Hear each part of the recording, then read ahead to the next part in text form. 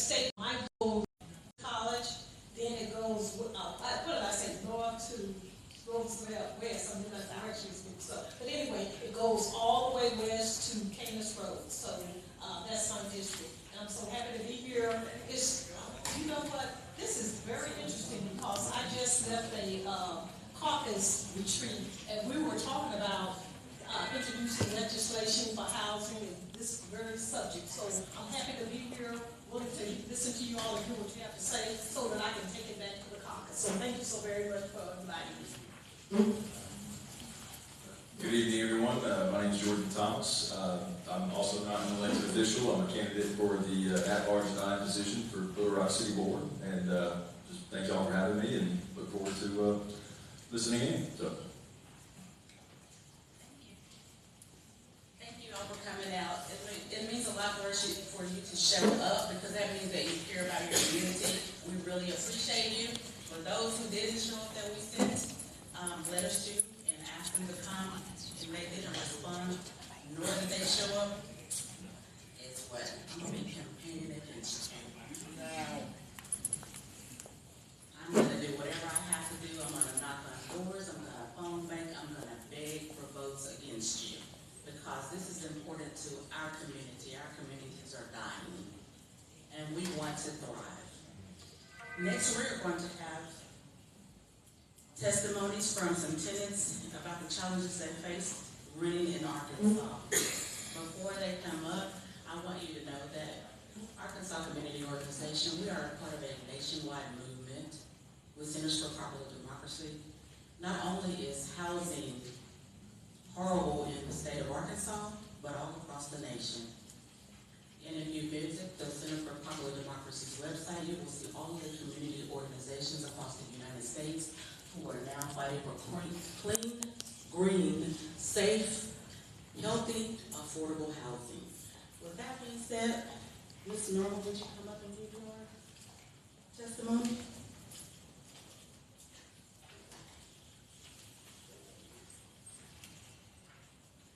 How's everybody doing tonight? I'm good. So I am part of Arkansas Community Organization. I've actually been a part of ACO for the last 2 years. My son and I were staying at Big Country Chateau, and we were there for 3 years. And when Neil and Charlotte and Al came to my house, came to my apartment, I was at my wit's end. I have major health problems, but my health problems ended up being to where I had to be in the hospital 4 times in 1 calendar year because of the apartment. There was mold, there was mildew, there was bugs, there was nothing management wanted to do to get it, to fix it. We had managers in and out, acting like they cared, and then one of them even had the nerve to get our kids Christmas presents and then take everybody's rent and beat me out of town. No one still to this day, no one knows where that man is, but he stole everybody's money. ACO came into my life, like I said, I was at my wit's end. They helped me, along with several city board members, help get me and my son out of Big Country and into a better place. This organization has helped me and has given me the voice that I needed to help others. And I'm not going to stop. I have no reason to stop. Yes, my health is bad, but until God takes me home and tells me, you're done, nobody's going to stop me. We need everybody to help us help others. You want to become a member? Awesome. Perfect. I'm not here to ask everybody to be a member. I'm here to ask everybody to help those in need. That's what I'm here to do. I'm also here to talk about the demands that we have for the local government. But ACO is a wonderful, wonderful organization. And if you want to know any more about it, we do have a website, we have social media, we can get you the links for that. But our local demands, I don't know if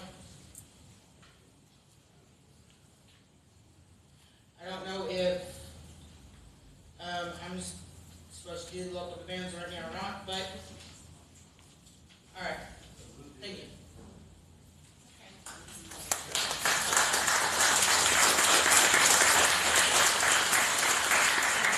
Now I'm gonna, welcome Hattie Jr. to the, podium. Some of you may know her mother, Mama Hattie Daniels. She was a member of ACO for over 50 years. And this is Junior taking up the mantle where Mom left off. Good evening, everybody. My name is Hattie Temple. I live at 1726 North River. That's the old East Gate apartments in North River. They call it Pine Crossing now. Well, I want y'all to know that they beat y'all government. All y'all pay y'all taxes. They beat y'all. They beat y'all bad because the places are worse. They worse now than when they came there. I'm not pulling your leg or nothing.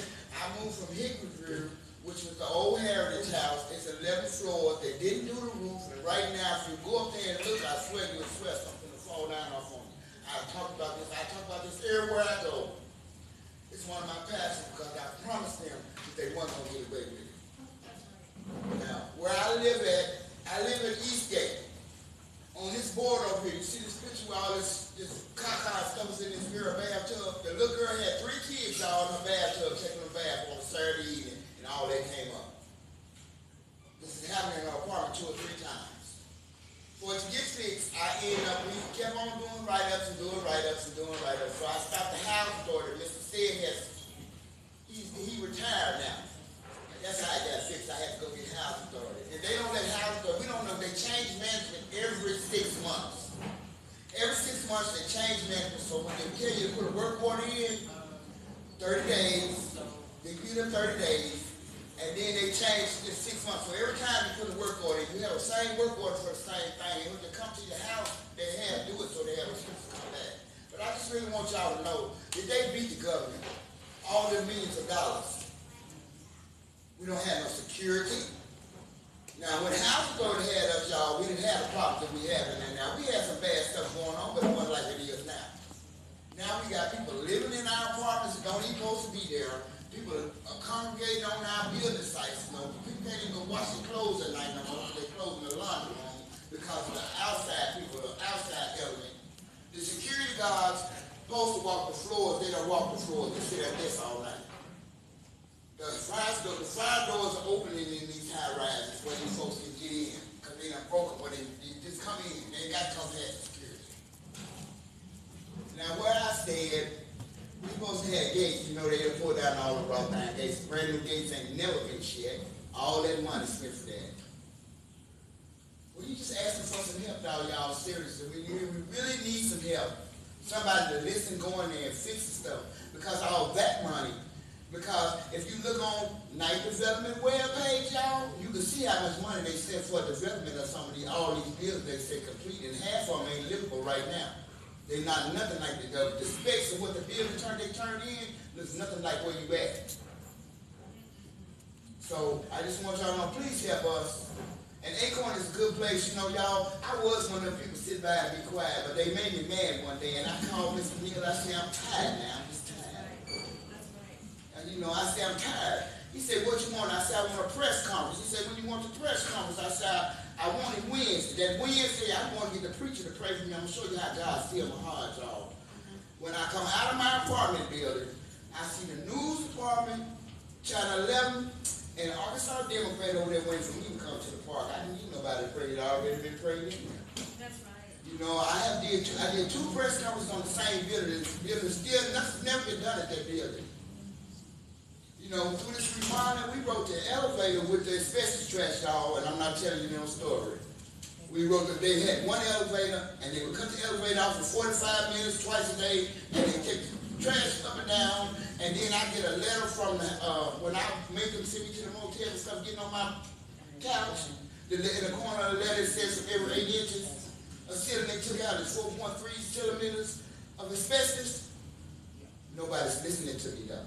So I ain't got no voice, but y'all do. Y'all can help us. Please help us. Is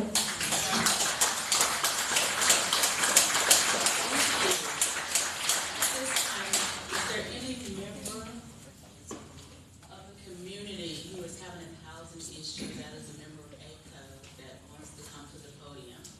Any member? Going once? Going twice? Thank you. Can I have your name, please? Dina Stickmore. Hi, I'm Dina Stickford, and I live at Cedar Gardens. We are having many issues at Cedar Gardens. For one, we've had sewage flooding our floors, into tenants' apartments where they were made to stay there, having to clean up the sewage themselves, being sick. They were not offered any help, somewhere to go. Also, we have lots of mold issues in this apartment, and it's just being covered up. If you walk in the building right now, if you walk down through the lobby, through the back door, you will see mold and water damage. I have had 3 different doctors' notes taken to them where they have just overlooked me totally. Also, I have several resident peers that are having the same issues. Management is doing nothing about it. We have no security. What security we do have, they show up, they leave. We're not secure. You know, we have people breaking in our building. They're sliding stuff in. We're not safe. We're scared. And we want help. The police show up. They can't do anything about it. Management's not there. Okay, management's not there, so they can't show. We have no way to show that these people are trespassing. These people are bored. And what they do is we kind of get laughed at and they leave, you know. And we're tired. We're being deemed a nuisance. And I don't understand why we're being deemed nuisances. There's no reason to be. We would like to be served and protected just as well as the next person that lives in a great community. We also are having lots of trash issues. We address this. I've been addressing this for years. I live in the back over the garbage cans. They push them right up to our balcony. I'm looking straight into garbage.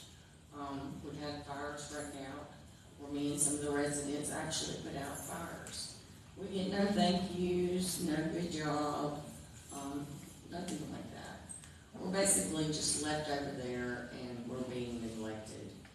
And I would like someone to please help us. We're good people. We want decent places to live. We would like clean air, clean floors. They blocked our garbage chutes up. We have a lot of elderly people in there that cannot make it all the way around the buildings. It's just impossible. They're on oxygen. They're living in mold. And I'm here to speak for the ones that can't be here. I'm kind of nervous. I don't know what else to really say other than Cedar Gardens definitely needs some attention, along with these other apartment complexes. We all would like to have better living, you know, just like anyone else would want. Thank you for listening to me.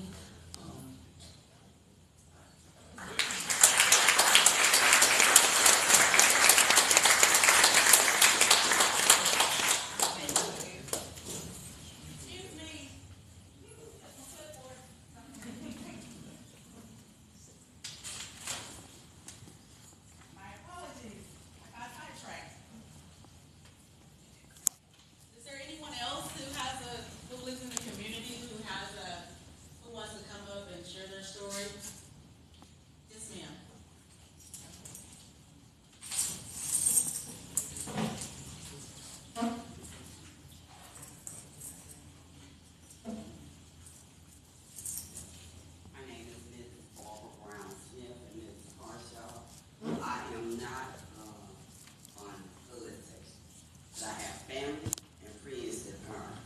Y'all, let's stop dancing around the problem. The problem starts at the end. Everybody passing the buck.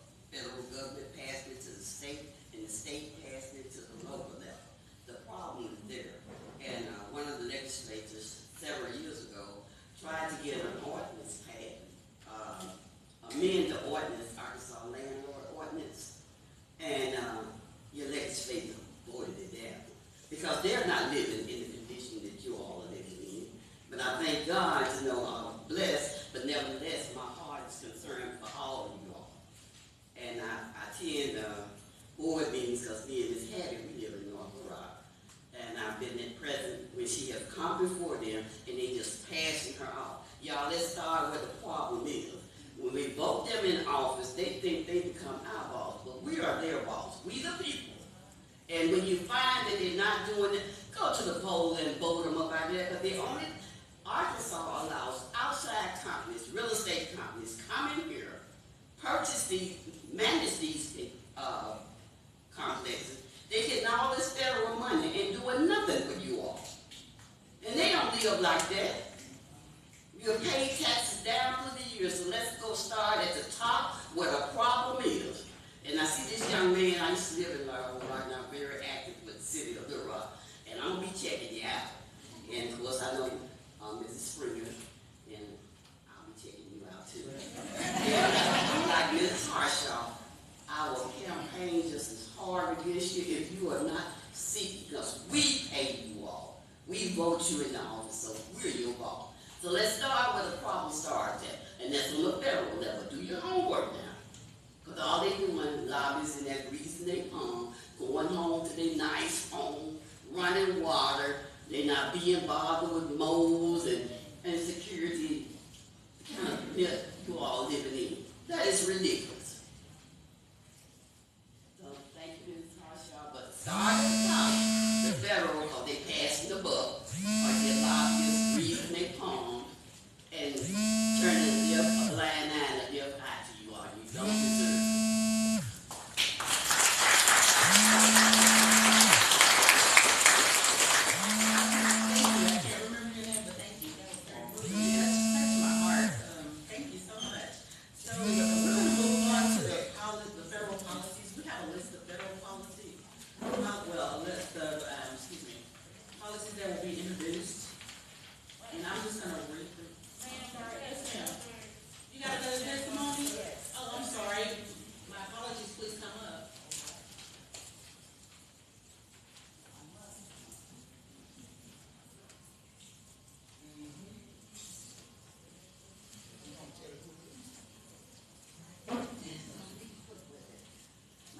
Barbara Jones.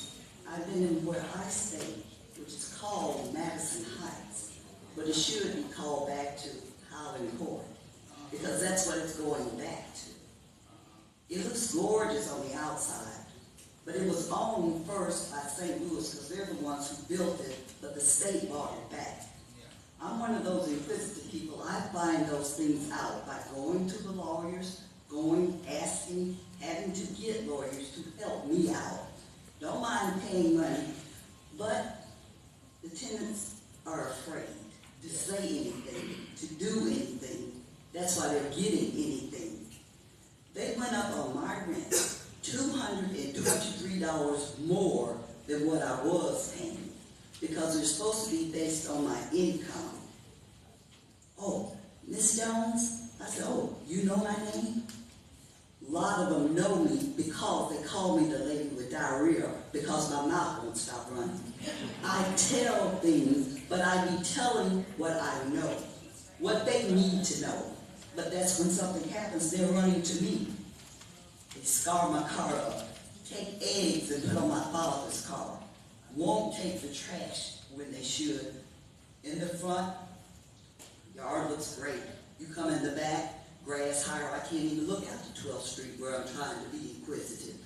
But then, when they hear me on the phone, which I know they do, they listen to what's going on, what they're doing, who you're talking to, and get rid of those people, get them away from you. I've even had them say, Miss Jones, I can't talk to you because they're listening to me. They know what we're saying. I said, I know what we're saying, but the good Lord knows what I'm saying. That's when I even go to church. They look at me all crazy like, I says, if you want to say I'm crazy, fine. Because see, this sister here was hit. I know I'm blessed by an 18-wheeler 20 years ago. But I'm still alive. 20 years ago is when I started getting disability. That's why I'm in the project. Everything is done for a reason. Used to be so quiet to people saying I was stuck up. But now I'm stuck out. Telling. But the Lord is going to make a way. Everything is going to be fixed. But we've got to fix it. For the Lord will take care of me. I'm going to do this. He gave you 5 senses. You ought to know how to use those. But we won't do it. We just got our certain ones. I can't say it. I'm going to say it. That's even in church. We all have our special people we'll talk to, who you won't talk to, who should do this, who shouldn't. But I've been over there, like I said, for 20-some years. Place has been there 22 years. But before I left there, I was in the village square for 19 years. I'm not no jumper or runner. I usually stay where I'm at because if I was going to be in a house, I'd have been in a home. But I've got to shut up because I'm a person, like they say, I'm going to keep but I'm going to tell what people need to know, and we don't know where to go, and a lot of people don't. Something happens, who do you go to? The police. We don't have them. We used to even have them stay out there. They're gone. Security of any type? No. The gates used to be gorgeous, closed. Now, they've been open for over 10 years. Anybody can come in there, sell their little weed and whatever else, and they do it. But what can we do? But keep praying.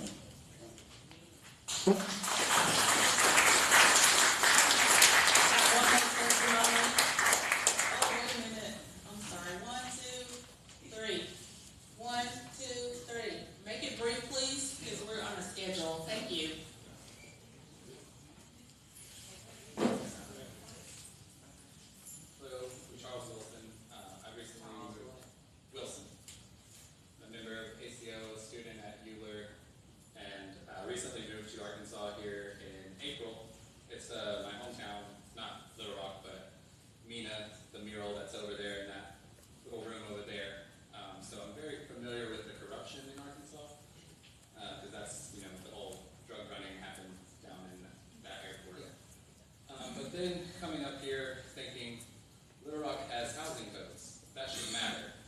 It's on the books. It is a law.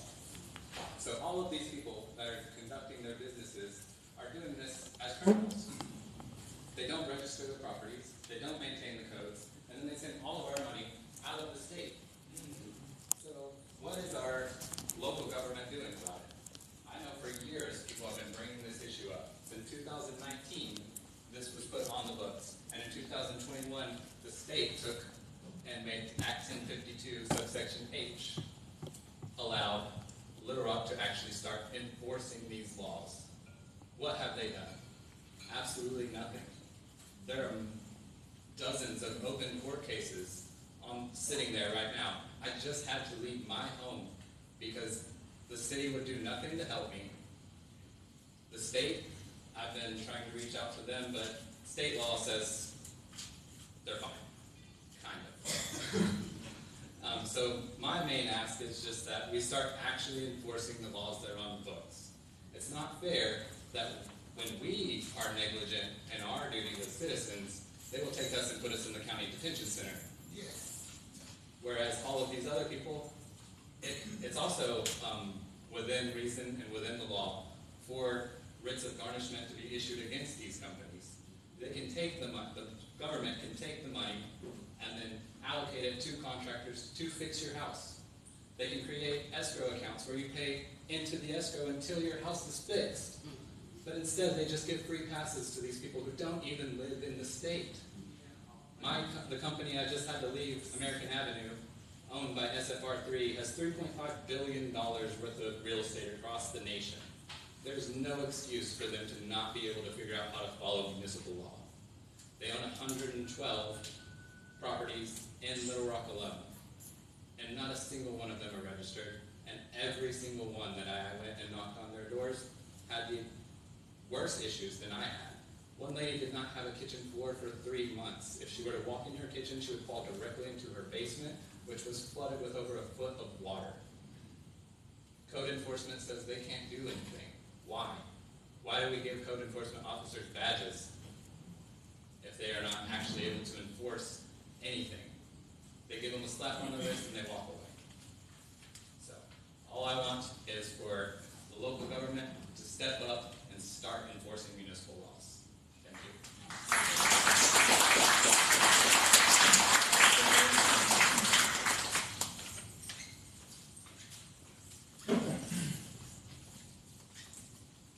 My name is Tashan O'Neal, and I'm here for Chico Neighborhood Association of Southwest Little Rock. A part of town that we brag about the explosion of the Hispanic population, but they don't tell you that they have been living in mold and mildew. They don't tell you that they have been living with holes in their floors. They don't tell you that they charge them double the rent that those same places were worth 5 or 6 years ago.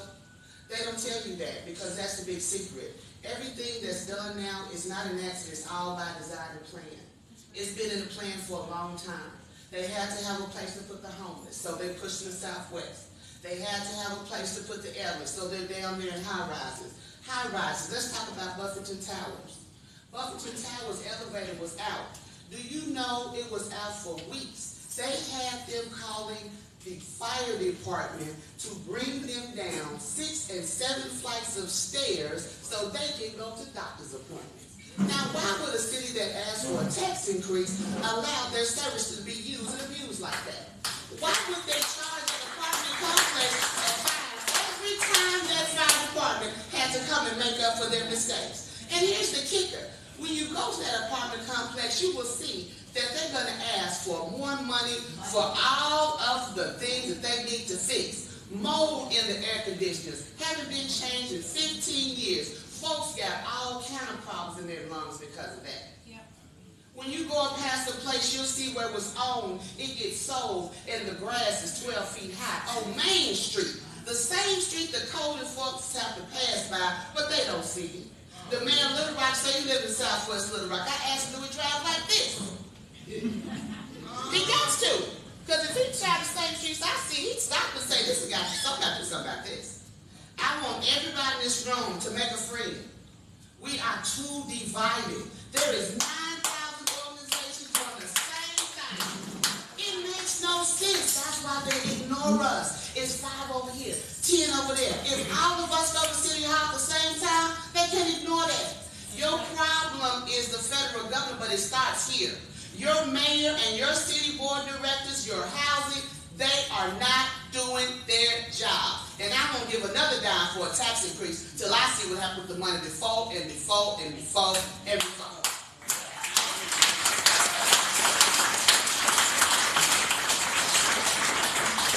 Okay, one more, and then we're gonna move on to our federal demands, our local demands, and our state's demands.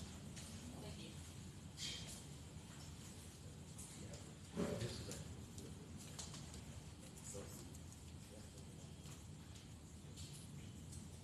Hello, everybody. Good afternoon. My name is Cassandra Williamson, and I am blessed where I stand. Lord knows I am. With that raining in that window, I don't know what to do. I've been everywhere trying to get somebody to do something about just the window, because termites was coming in at first. You know, and I had citizens up to, do a little investigation how to get rid of them. Put a little poison in the little stuff and put it in the cracks it up, But every time I do that, it cracks again. Like, wait a minute. So I had the maintenance man to do it. So all doing that, I reported to legal aid, hey, they even messed up on the ledger. Had me on them, and they owed me. I was like, okay, what, I know I'm disabled and everything, and I know I look like I'm looking, but why should I be going through this? So I have been trying to get things straight. I even went to the representative, Mr. Hill, and he got on them because they started telling me, oh, we can't do this, you can't do what? Say what? We're not playing those games. So if more people stand up and let them know we're not going to this. It's like property, prosperity. Prosperity look all good in front on Marmel Boulevard, but in the back on North Little side, looking like the ghetto. You know what I'm saying? So, hey, I'm just saying, people need to start standing up and caring where they live in. Yeah. Because they got kids. You got children. Who are you gonna make an example for? You tell the kids pick that paper when they throw it down. You know, I have to get out there and sweep up the hallway because people are so nasty. I be like, can you please teach your kids how to clean up? Because I like a clean environment. I'm gonna look like the Marmel in front of me. I mean, behind me. So, to say this, I'm just hoping that peace at the country club get better. Because I'm blessed where I'm staying. But the raining in the winter, like I said, I can't do that. So, that's all I had to say.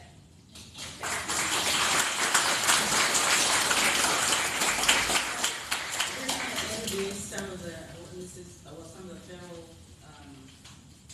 law, some of the federal, ordinances that are going to be introduced. Some of the state ordinances some of the state demands, federal demands, and local demands, and then we're going to have some words from our guest, our distinguished guest. Everybody's a distinguished guest, but for our elected official and those who are running for office.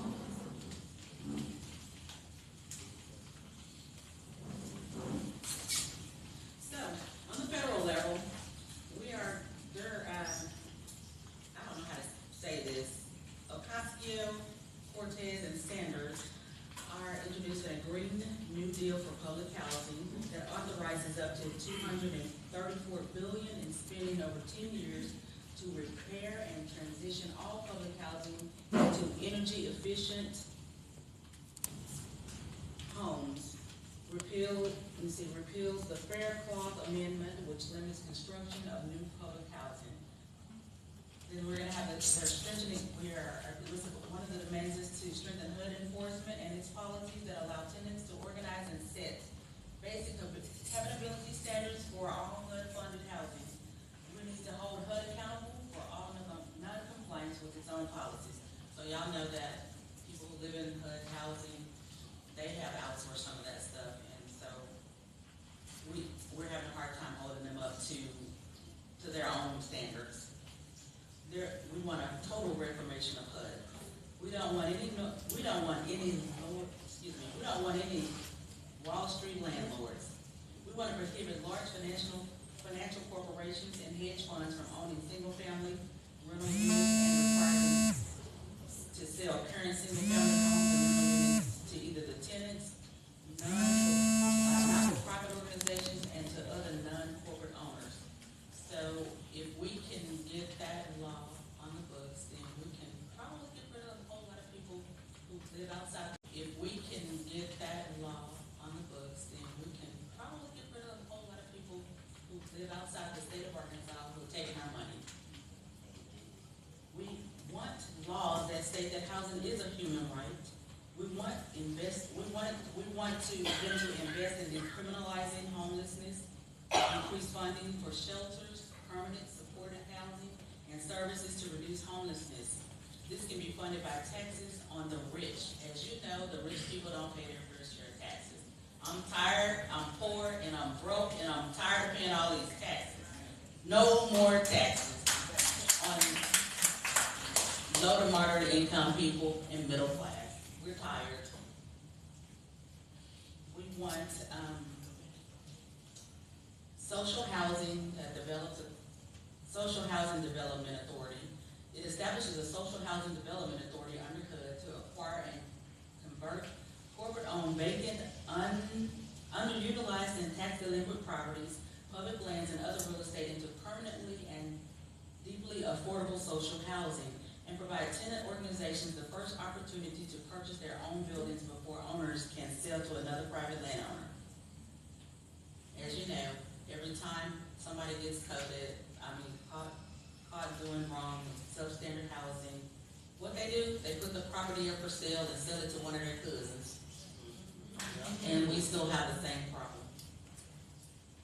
There's also a initiative for Unhoused Bill of Rights by Bush. The Unhoused Bill of Rights resolution calls on the federal government to permanently end the unhoused crisis by 2027 by dramatically increasing the affordable house stock, providing universal housing and vouchers, and bolstering funds to federal housing programs, shelters, transitional and permanent housing programs, social services, and permanent emergency rental assistance.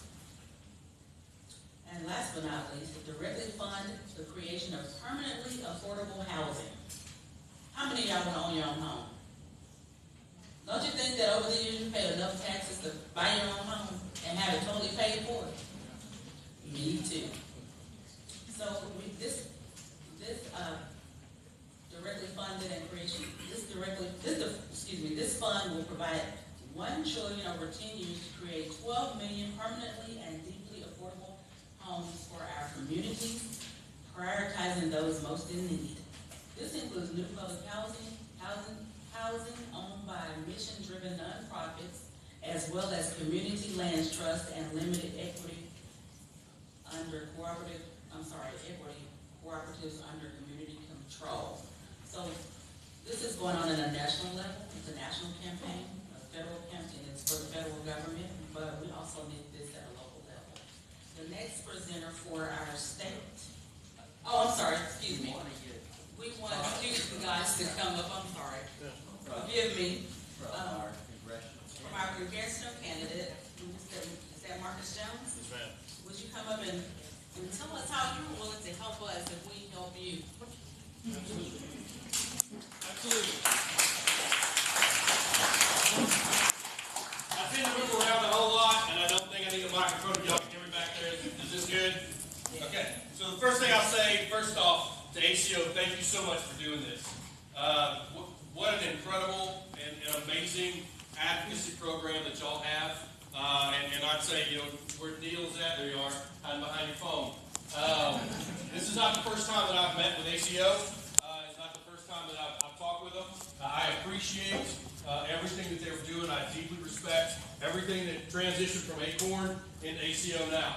I will tell you, as a candidate, I commit that my door is open to y'all. I look forward to the opportunity to continue in my relationship with them. I look forward to the chance to use their expertise and how they advocate for people here in Arkansas as we go forward crafting policy and crafting legislation. So thank you all so much for doing this tonight, and thank you for inviting all of us. I know I speak for all of the other candidates. I appreciate this opportunity.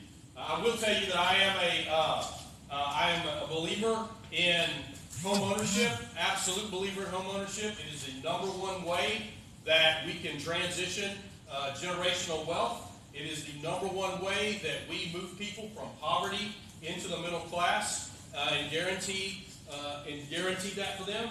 And so I am a believer in programs that do that.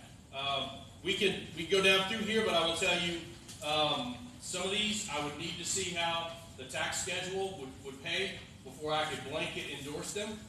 But I will also say that from that standpoint, I am a believer, just as you said, in having corporations pay their larger, more fair share of what their taxes should be, relieving that tax burden on the middle class and relieving that tax burden on working people.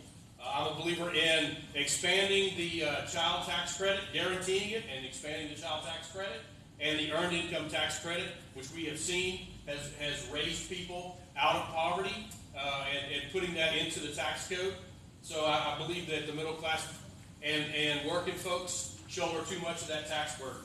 I will also tell you that, from looking at each of these, the Green New Deal, obviously, we have got to modernize, we have got to move forward, and we have got to have energy efficient homes. No one deserves to live in the conditions that y'all described, and we have to do that. The policies that talk about enforcement of standards and guaranteeing those enforcement. My campaign is completely about transparency and accountability, and so I am a supporter of each of those things.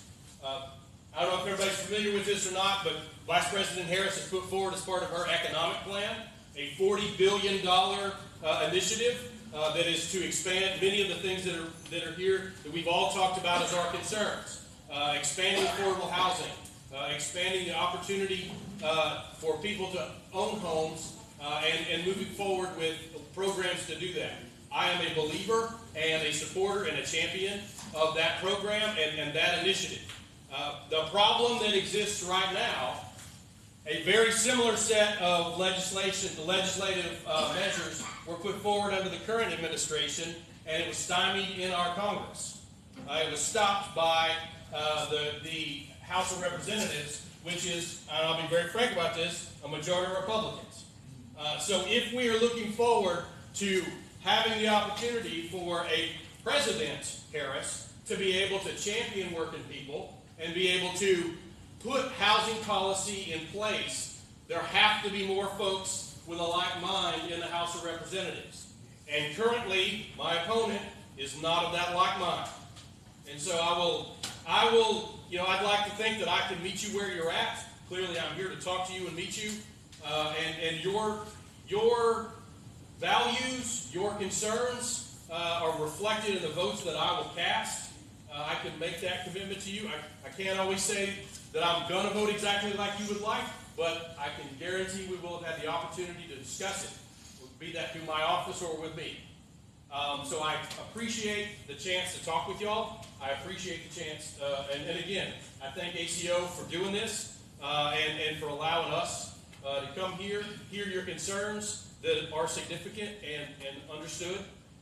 Please do check on me, ma'am. And I thank you for your time.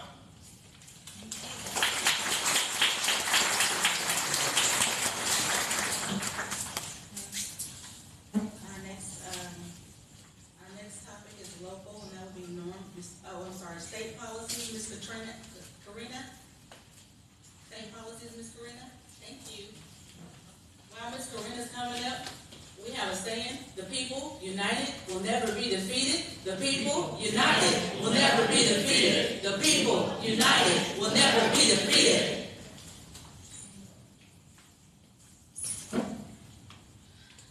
Good afternoon, everyone. My name is Edna Espinosa Villegas, and I have lived in Little Rock, area code 72209 for over 20 years. I have seen firsthand how profit is prioritized over people in this state. Let's face it, Arkansas is the worst state for tenants. It is the only state where tenants can face criminal charges for failure to vacate, which is why current tenant laws need to change to provide affordable housing, protect families from losing their homes, and hold landlords accountable. In Arkansas, landlords have no obligation to maintain their properties, leaving tenants with either paying the high price of living in hazardous conditions or never mind, I'm sorry. This is my first time speaking. In places like the Villas on 65th, where an electrical fire broke out due to landlord negligence in July, 2 families are now without a home, and all tenants are now have to vacate the premises. Before this, the apartment complex had multiple reports of uninhabitable living conditions. For the low price of the average $812 a month, you could come home to no AC, no heat, mold, and an absent landlord. On top of that, you have to work 57 hours a week to afford a modest 1-bedroom, while the average minimum wage worker only makes $572 a month. Some of us can't even afford mold as an amenity. The failure to vacate law is nothing more than a remnant of the Jim Crow era, and unless I stepped into a time machine, we live in 2024, not 1954. Let's call it what it is: criminalization of poverty. Meanwhile, in states like such as Vermont or California, a tenant who requires maintenance has the right to demand it from their landlord and may withhold rent or deduct the out-of-pocket payments from their rent if the conditions are not improved. People are treated like people, not like liabilities. You're allowed to be down on your luck, and you're given time to sort your affairs. You're treated like a human being. But in Arkansas, you have to be a model tenant, and even then, landlords can give any reason to force you to leave your home. There's a lot we can do to help these conditions, and we start with enacting implied warranty of habitability laws. This means that we have legal requirement in residential leases that ensures landlords keep their properties safe and suitable for tenants to live in, with clear and transparent wording. This means tenants can exercise their rights without threats of eviction and trust that their homes will be safe for them and their children. In addition, the current eviction process is abhorrent. Think about the emotional and financial stress that average tenant experiences after finding an eviction notice, not to mention only having 3 days to vacate or respond to the notice. Is that enough time for anybody to not only find a new place, but to come up with the money for it? With the average application fee being $30 to $75 and security deposits reaching up to 3 times the average monthly rent, we have to question if our tenant laws are for our tenants or to line the pockets of landlords. By reforming the unlawful detainer eviction process, we can require landlords to issue a 30-day notice instead of a 3-day notice before going to court. We can remove the legal jargon, make it easy to read in English and Spanish, and give tenants more ways to file a response to an eviction summons. Not only that, but we can put people first by developing a process that puts mediation as the first step before eviction is on the table. Put people first by putting limits on late fees, application fees, and allocating funds for affordable rental housing that is publicly owned. Finally, put people over profit by creating and passing a no retaliation law that protects tenants that report habitability issues to state and local agencies. Yes, you can call code enforcement as is your right. Unfortunately, threats of eviction are an intimidation tactic that many landlords in this state are far too familiar with. Ask yourself, is it even a right if you're made to fear retaliation? Is it a right when you try to exercise it, you lose your home? I believe we can develop better relationships if we extend an empathic hand rather than a greedy one.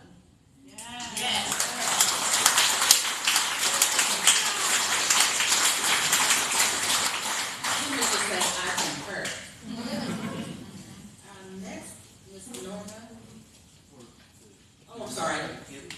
Our state representative, Ms. Joyce Springer, I'm so sorry. Please come up and talk with us and tell us how you plan to help us. Thank you.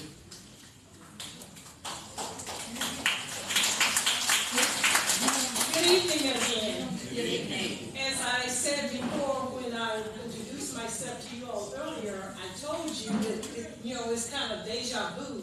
I just left a meeting on yesterday where we talked about making sure that we address the problems with housing here in Arkansas. So what I understand the problems to be are at the city level at this time. There are certain ordinances within the city because Mr. Wilson and I, we've had a conversation and we have protocol at the legislature wherein if a resident lives in a certain district, I cannot go into that district to handle the problem. That legislature that the district he lives in has to address it. So he and I have had conversations about the problems that he's encountered. I'm prepared to tell him he's back in my district now, and I'm happy to hear that. I'm prepared to work with him to address those things that he's talking about. So we first have to start at the city level, so that you all understand. Basically, what he told you is that there are city ordinances that don't allow the state to do certain things. We have to actually pass a law, and there's a process in order to pass a law. You have to come together, decide what you want to change within the current law, and then it has to go to a committee. So we would need persons such as yourselves to come to a committee meeting at the state capitol and testify during that committee meeting to convince representatives who are in that committee that what you're wanting us to do is the way the law should be changed. So it involves not only us doing some work, but you too. You all have to come and assist us with that process. And I'm willing to do that. I'm not afraid. Sometimes they say that I say things that I shouldn't say at the legislature, but this is very important to me. I see a lot of faces in this room that I'm familiar with. I'm willing to assist you all with these things, but there's a process. So right now, I can't tell you what I can do, but I would like to hear what it is that you want to have happen, and we will work together in order to make sure that takes place. So if there's anyone who has a question for me, I'll try and answer any question that you have at this point. But right now, I can't tell you what I'm going to do. We have to sit down and come up with a plan, know what the laws are, and then develop a plan to change that particular law at the city level and the state level. So right now, there's a process, and I like to make sure that I follow processes before I can tell you what I'm going to do. But we will get together. You contact me. I see some faces here. I've already told Mr. Wilson he has my information. He can contact me. I know Neil Seeley. I know a lot of the faces here. So my number is open. I'll just give you my number. 501-831-8488. My cell number again is 501-831-8488. And I'm willing to sit down and talk to you all and talk about the process that we need to utilize. There is a process. I want you to make sure that you understand. There's a process in order to get these things done. So thank you very much, and I'll answer any question if anyone has a question. Thank you very much. What I did hear and what I understand is that there are policies and procedures that we do have to follow. What I think what's most important for us is that you said you are willing to help. Okay, and now Ms. Norma will go over our request on the local level.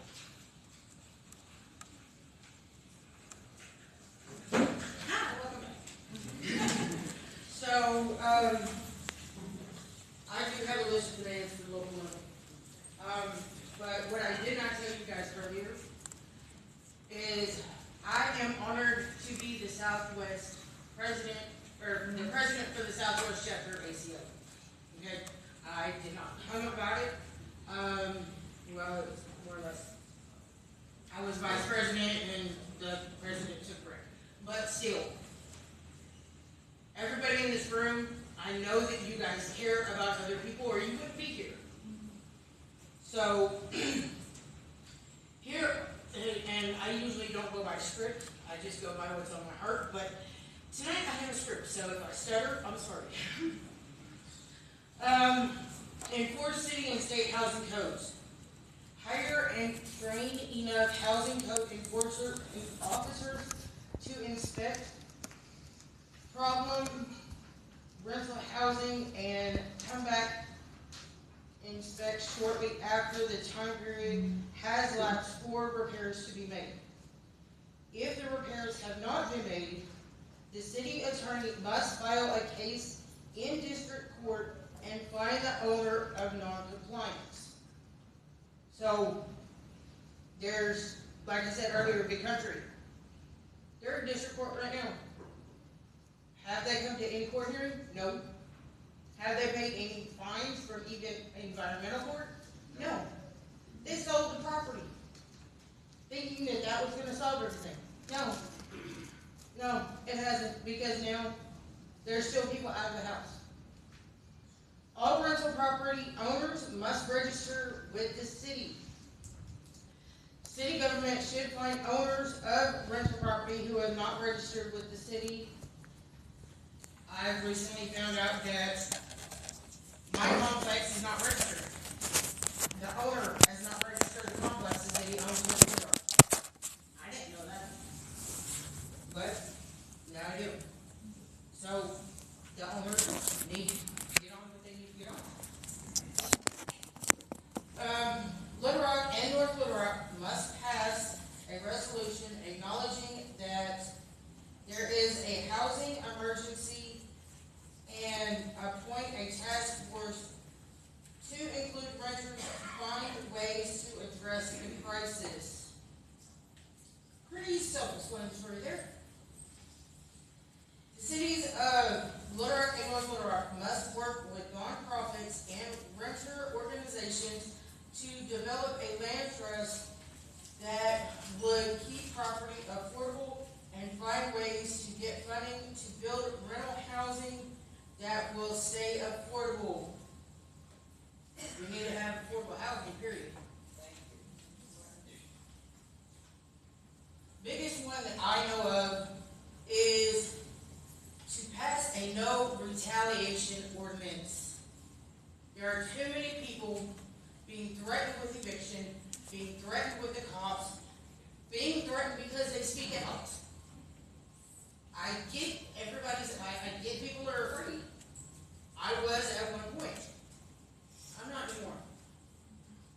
But these people that are afraid still need to know that they don't have to be afraid. They don't have to worry about being kicked out of their property if they open up their mouth and say, I need help.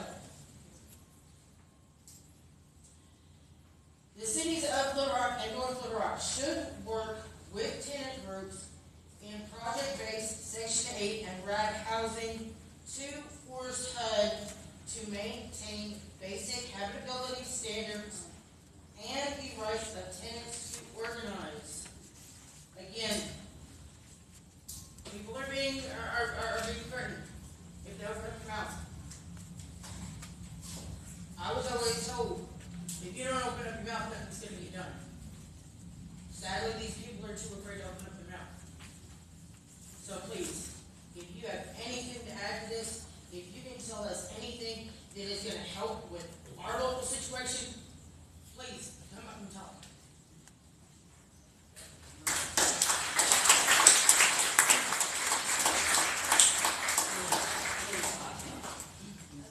Ms. Hotshot. Let me make a correction on Ms. Norma. You have to register property owners with the Secretary of State. And instead on the local level, they work under the umbrella of that. Okay, thank you for that information. Each one's each one. Next, I will, invite Mr. Jordan up. He's running for city board of directors at large.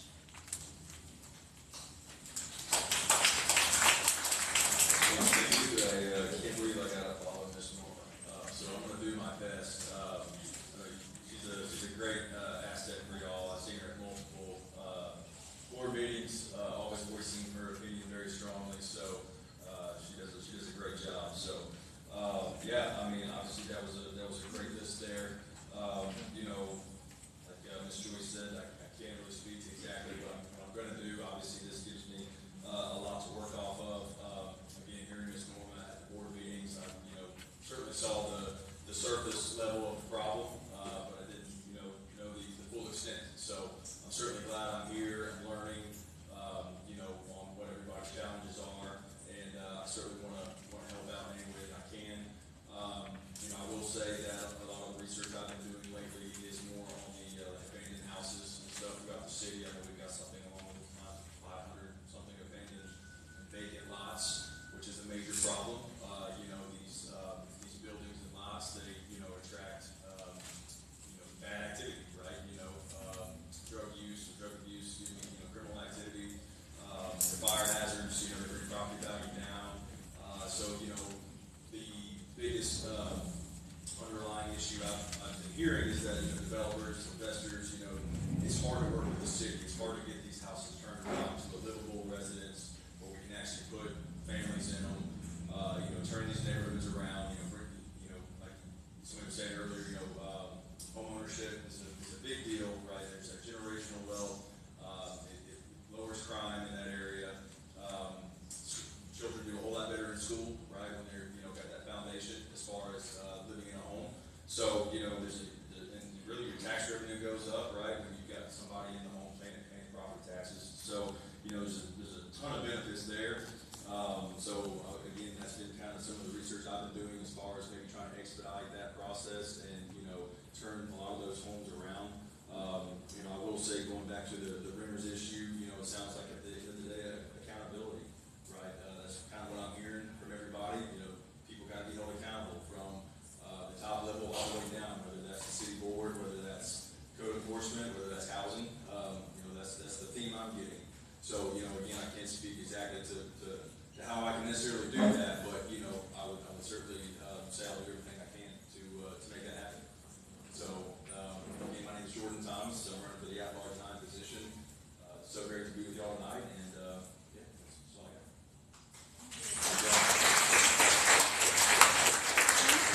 Thank you. Last but not least, we have Blake Tierney, Blake Roth, thank you.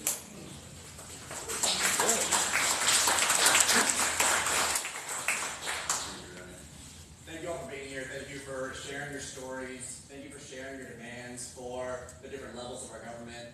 My name is Blake Tierney. I'm running for City Director at Large, position 10 here in Little Rock. I'm from Central Arkansas. I was born and raised here. I left for a few years so I could get my grad degree in public service, so I could learn better how to bring people together, groups together, governments together, to solve these issues that have plagued cities for too long. I returned to Little Rock because I knew that I could bring back what I learned to have an impact on things like this. I am a tenant myself, and so I am familiar with the issues that y'all are facing, not only from my own experience, from my friends' experiences. For a quick story, Back in 2021, I was visiting home, and it was the winter storm of that year.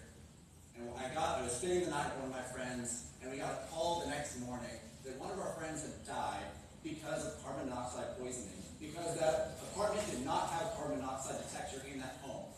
Since then, advocates just like yourselves pushed for a fire code that included carbon monoxide detectors as a requirement for all properties. That is the work of advocates like yourselves. So please continue doing this work. So when I speak up here, when I'm addressing these issues, I speak to it from the heart. This is something that matters to me. I have worked in housing and homelessness. That was where I started after I went to Andrews College. I worked at our house for a few years. Homelessness is a huge issue for me. And the whole spectrum of housing. How we can prevent homelessness, how we can protect renters, keep people in their homes, and make sure that people are safe in their homes. We have to do better in our city, and the things that you all have laid out are a great roadmap for that. We have to do better. I've been talking on the campaign trail about public safety as a foundation for making sure that we reach our potential as a city. When we talk about public safety, that includes housing. That includes our everyday lives, the places that we live in, the places our neighbors live in. That affects us too. So we have to focus on that. My opponent was the only no vote for the Renters' Rights Ordinance back in June. Just let that sink in. The only no vote for a Renters' Rights Ordinance that still did not go far enough in protecting renters. We can do better when we have leaders that are willing to make decisions that affect us daily and do so that follows roadmaps like this, that listens to advocates, that listens to the stories that you all tell. When we talk about public safety, that includes our firefighters. There was a story about the fire on an apartment complex in 65th, an electrical fire.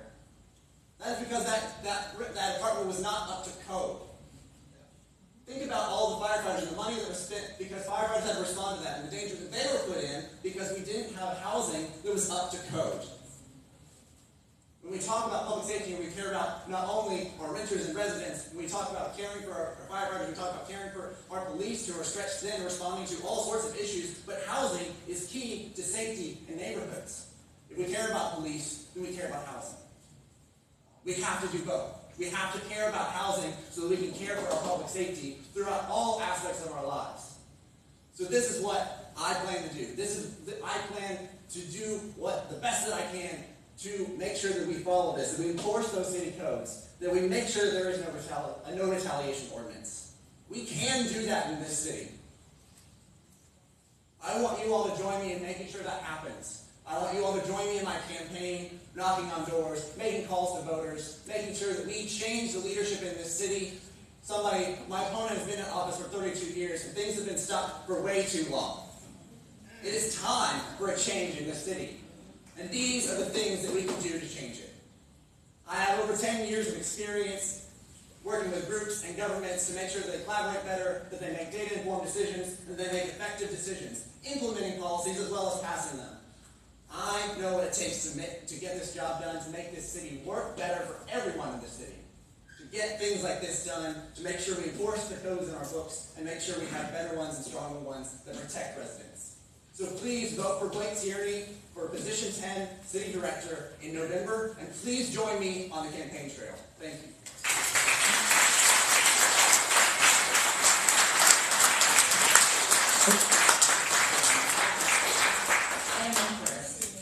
I'm looking forward to seeing some people up seated.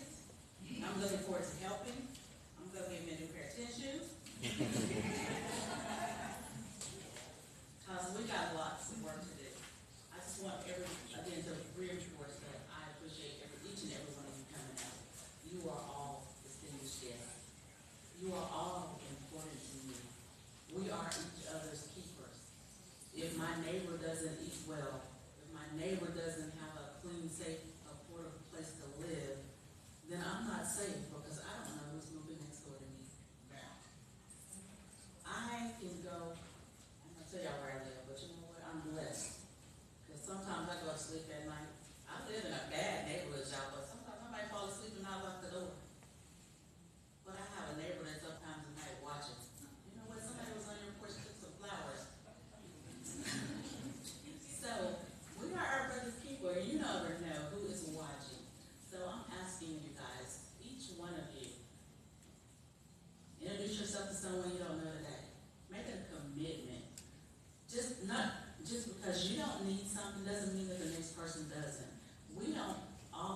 often don't see each other's needs.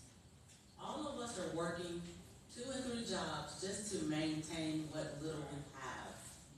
It is time for a change. I vote one job for everybody to do everything you need to do so we can enjoy these parks that they are trying to raise taxes for to keep. When I'm working 2 and 3 jobs and I don't even have an opportunity to go to the park because I'm trying to keep a roof over my head. Priorities have to change.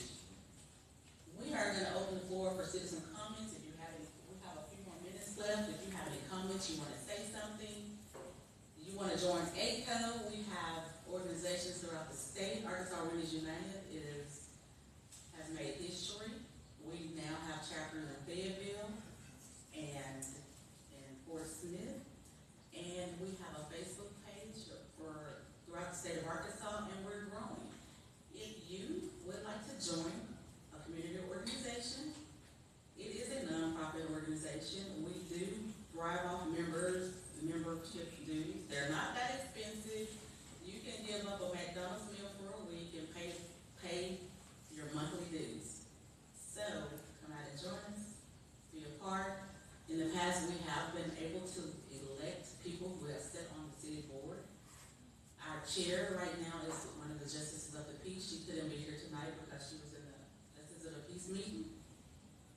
But you know what? Like minds can do great things. So if any of you want to run for office in the future, come see us so we can figure out what to do, because we need to make some changes, not just from the local level, the city level, and the state level, because I can guarantee, the majority of the people on the state level, the federal level, and the local level don't look like me. They don't look like you, and they don't represent us. And the next time I cast my vote, I want to cast my vote for someone who cares about me. And I charge each and every one of you to do the same. If there are any comments, anyone have anything to say they want to bring it back? I have one other thing, I'm directed at the legislators. It's really a shame because exorbitant rental market has increased 200 to 500%. And working people cannot afford that. So I'll be getting in touch. Yeah, I don't need to touch Jesus.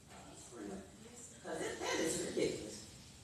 Well, I'm living, thank God, thank my husband, his death and all.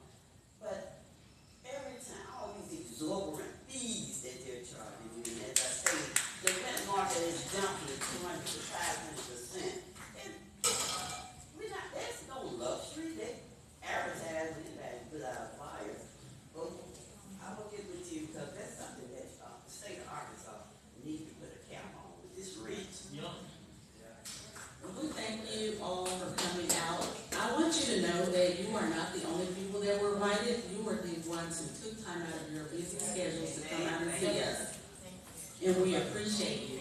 We do. And anything we can do to help you guys, we will. Because each one of us needs somebody else to scratch our back. Those back scratches don't feel too good. It's always good to have somebody to scratch your back. So scratch our back and we'll scratch yours. Is there anything? Yes, Ms. Wells.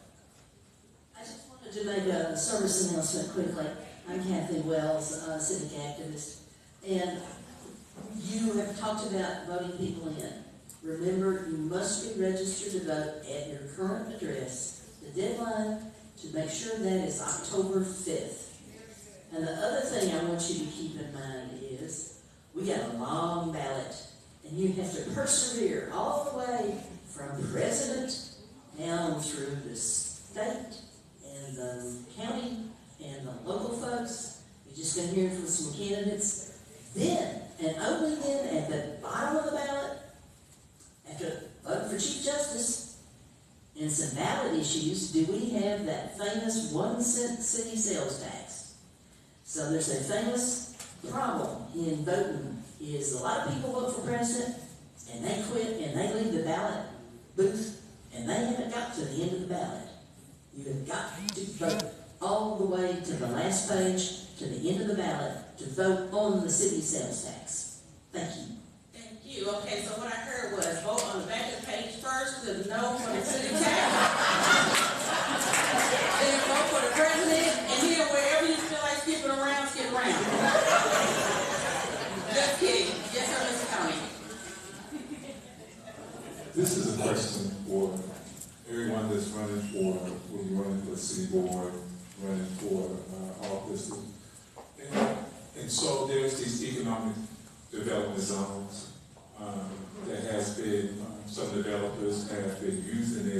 way to gentrify certain neighborhoods, which raises rent, which raises property taxes.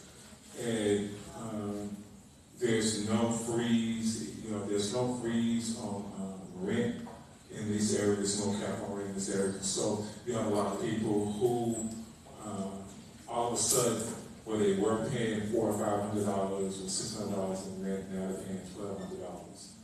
How would each one of you in your campaign for office, how would you put in legislation that would ensure that if a developer is going into a neighborhood with this economic development zone to keep the rental prices down, to keep the property taxes down, and not price people out of those neighborhoods? Let me just speak to that again. As I've stated before, I'm a state representative. In order to make a law, it has to go through a process. So a law such as you're speaking of, if you want to do it at the state level, it has to come, we have to look at the current legislation as is, and then go in and make the changes there. And then we have to take it to a committee within the House of Representatives. It'll probably be in the state agency out here, for lack of a better. And so it has to go before that committee. And that committee will either vote the bill up or down. So when it passes out of the House, it then has to go over to the Senate.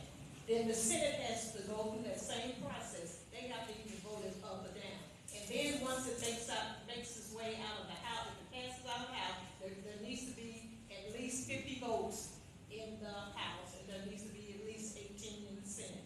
So then it comes to the floor, then it comes to the floor for a vote, and then that's usually what happens. And then we have to vote on it, and then it has to go to the governor, and then she signs it into law. So it has to go through the committee, then it goes to the House, and then it goes to the Senate. And then both houses vote it out, then it becomes law. It has to go through the process that I said before. So I don't know at this point what I can say to you, to tell you what I would do. I would have to know what the current law is, and then you, as members of this group, you all can come in and tell us what it is that you want to happen with respect to the current law. Right now, I don't know what that current law says. So we would have to get together and have some meetings. That's why I suggested that you call me and maybe we can work out some time so we can sit down and have a conversation as to what it is you want to have changed. It's not something that you can do overnight. There's a process, as I said before. Changing the law is a process, and it takes time in order to do it. Thank you. It's economic development zones are county, city, state. That from the federal level is federal campaign. That's not something that would necessarily be changed unless you're spending HUD dollars in it. That would be the only thing. Absolutely, you're spending HUD dollars. You use the microphone? Yeah. What I'm saying is, as a federal candidate, from the U.S. Congress, what you're talking about, Tony, those economic development zones are county, city, state, and those would be ordinances or state legislation from the federal. Unless you're spending federal dollars, it's not affected by federal legislation. But that being said, absolutely agree with you that we can't gentrify and price people out of their homes.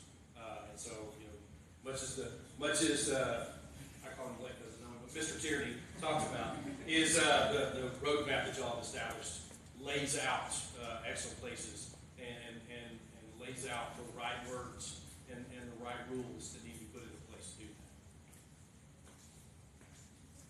that. Yeah, I agree with what they're saying here. I mean, I would have to really look into it a little bit more. I certainly want to, at least try to find some type of balance, right? You still want to encourage economic development, right, without, pricing people, completely out of their homes and their neighborhoods. But, yeah, tributary, I have to look more into it. Yes, there are definitely some things that we need to be doing on this. We know where developers are speculating in neighborhoods now. We know that South End is being speculated at the moment by a number of developers. So we need to focus in on how are we actually going to make sure that people aren't being priced out, that money is coming back to the communities. You all laid out here, land trust, that's one of the ways that we can make sure that place to stay affordable. We have a land bank that is currently, my opponent is on that land bank. But to Mr. Thomas's point around making the abandoned properties, we have to be willing to develop those and grow those. We have to do something about them, but we need to make sure that it is actually benefiting the community. And so we need to have leadership in those places that make sure that when we have vacant properties in the land bank, that we're ensuring that they're contributing back. And then to the point about making sure that rents don't go up, I think that the very progressive side of me is like, yes, let's keep rent flat. The practical side of me is like, what does that look like money-wise? How do we make sure that that happens? As somebody who does a lot of collaboration, I want to make sure that we have renters at the table, we have community members at the table, we have neighbor associations at the table, and we have the developers at the table. We talk that out and we make sure that it happens so that rents don't go up dramatically. Because as somebody said, the rental market, I think it was you, it's gone up 200%. So there are moves that we can make as a city to address those things. There's definitely, as others have stated, more research that I want to do. I want to talk to people like you, Tony, and make sure that we're implementing those in strategic ways. Can I say something? Too damn hot. Too damn high. That is Okay, kind of circling back to Blake's point though, addressing rent raising is just it's one leg of the stool. It's only a single leg of the stool, okay? What we have got to do in addition to that, we have to start to look at the other factors that affect how people, what our economy looks like here in Little Rock and here in Central Arkansas, okay? Until we have started to address issues associated with education, which the better education we have, the better opportunities we're going to have to earn a living. Until we address those, then we can't fully affect all aspects of this. Until we start to look at the infrastructure, y'all talked about associated challenges associated with it. Until we start to address that in Central Arkansas as how it affects our economy, how we affect growing businesses, then we're not going to be, so this is not going to be able to affect that. And I'll give you an example. Everybody familiar with the infrastructure bill that was passed under the current administration? Okay, so that infrastructure bill gives $4 billion to the state of Arkansas. All right, that is exactly what I'm going to get to, ma'am. It gives $4 billion. And so our legislators, right, our 4 members of Congress and our 2 senators are able to look at that and say, hey, I talk to my community in my district, and I know these people and they know me, and we discuss where that money should be spent.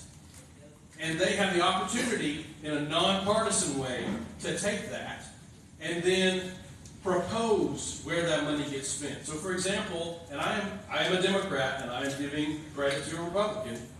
Y'all remember that.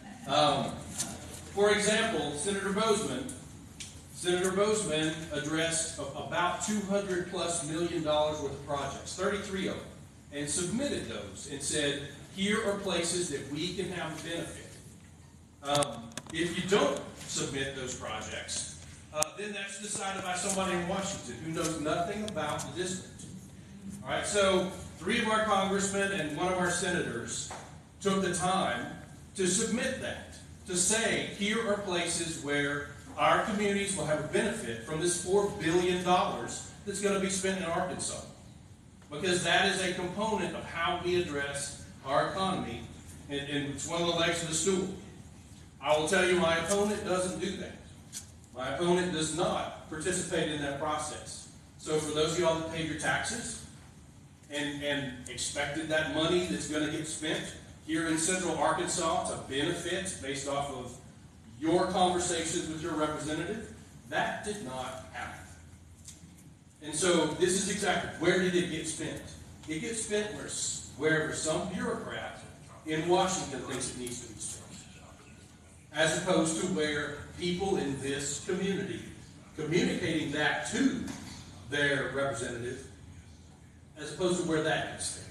So that's just something to point out, and I hope you remember that come the 5th of November. And let me just add, That's just something to point out, and I hope you remember that come the 5th of November. and let me just add, the different things, once the money gets here, they still have an opportunity to decide what communities where it's gonna go. So you all need to be aware of that. So you have to have people at the legislature to speak up and talk about that, and they have to be on that committee too. And then once it's appropriate, the governor has to agree as well. So like I said before, there's a process, so you all should come. I'm happy to work with you all and for you all to come to these meetings so that you can understand the process. I didn't realize that it takes this, there's a process that you have to go through in order for this to take place. So it's not as easy as it sounds. It has to be voted upon by, once the federal money gets here, it has to be voted upon by the state legislature, and then they decide what communities it's gonna go to. So please be aware that there are processes, but I'm gonna do everything I can to make sure that, your concerns are addressed. So thank you.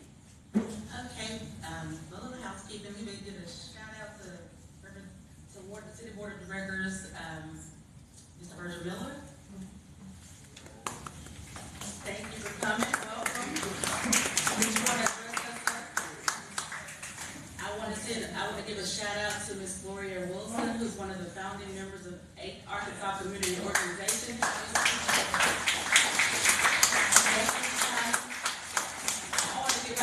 I want to give a shout out to everybody who showed up today. We appreciate you. I want to give a shout out to Mrs. Leila, who's running for Saline County Justice of the Peace.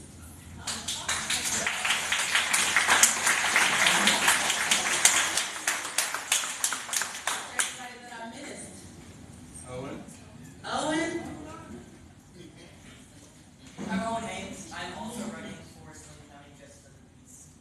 Right next to Leila. Welcome. Any other housekeeping? Well, we're gonna, end this meeting like we always do. Oh, my sister. I have one question for the Congress, the man running for Congress. Yes, ma'am. How do we find out where our money went for all this money they put into us and get rid of us? Because I done did Freeman information that, and nobody gives, I don't have no numbers. I'm tired of looking on there, looking for what the developers say they developed it for, because I know where I said they spent no $33 million on nothing. So how do I find out where that money went to? I want an itemized list for the money they gave me. The question is, did it come to the city or did it come to the state? Did it come directly to the city or did it come directly to the state? Excuse me, they gave 97, which was BTC Advance at that time.